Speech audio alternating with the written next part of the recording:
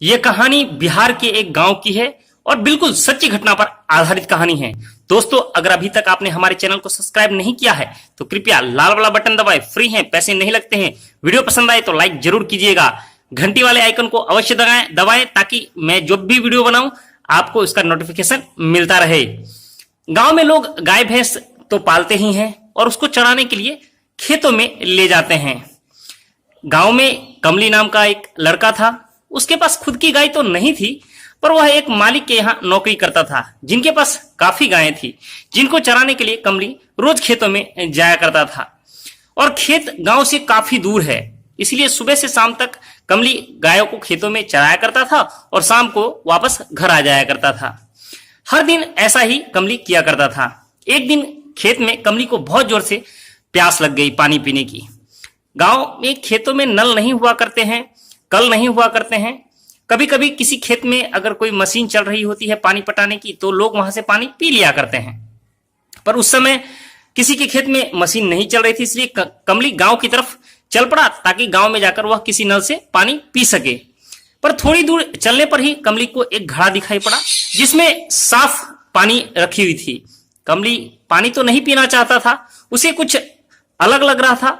फिर भी गांव में अगर वह जाता तो उसे देर हो जाती और गाय किसी दूसरे के खेत में चली जाती। अगर गाय किसी दूसरे के खेत में जाती तो मालिक उसे डांटता। इसीलिए कमली ने वह पानी पीना सही समझा और मटके से पानी पीकर वह वापस अपने गाय के पास चला गया।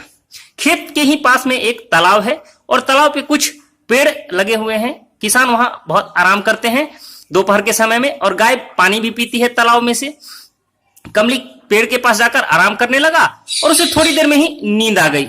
थोड़ी देर बाद जब कमली की आंखें खुली तो वह देखता है कि पेड़ के पास कुछ काजू और बादाम बिखरे पड़े हैं। कमली ने सोचा आज भगवान ने किस्मत खोल दी है, आज उस पर भगवान मेहरबान है। काजू बादाम बेचारा उठाया और खाना शुरू कर दिया। काजू बादाम खाने के बाद कमली वापस घर चला आया।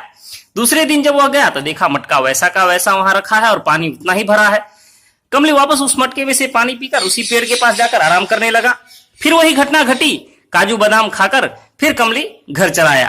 अब नित्य दिन कमली का यही काम हो गया।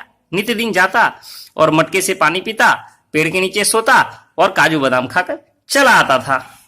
एक दिन कमली ने अपने दोस्त को सारी बात बताई। दोनों दोस्त मटके में से पानी पिए और वापस पेड़ के नीचे जाकर सो गए। थोड़ी देर बाद उसके दोस्त ने देखा कि उसके छाती के ऊपर कोई काला साया सवार है और उसका गला दबा रहा है। आवाज भी मुंह से नहीं निकल रही थी, वह काफी छटपटा रहा था। कमली बेसुध सोया पड़ा था, वो बहुत देर तक छटपटाता रहा। एकाएक कमली की आंखें खुली। कमली देखता है उसका दोस्त दर्द से बेचैन है और उसकी छाती पर कोई काला साया बैठा पड़ा है।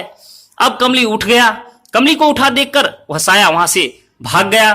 थोड़ी देर बाद दोनों दोस्त वहां से उठे और वहां से भागना शुरू किया और डायरेक्ट गांव में आकर रुके।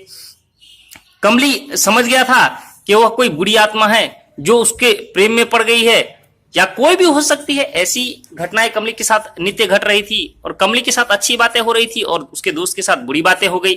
इसलिए कमली को लगा जैसे कुछ उसके साथ बुरा हो सकता है भविष्य में। इसीलिए कमली गांव छोड़कर शहर कमाने चला गया। यह उसके दोस्त ने जो सारी घटनाएं हैं मेरे चैनल को कह सुनाई। मेरे चैनल ने इस घटना को आपको सुनाई। अगर आपको कहानी अच्छी लगी हो, वीडियो पसंद आई हो तो लाइक जरूर करिएगा, इस चैनल को सब्सक्राइब करिएगा।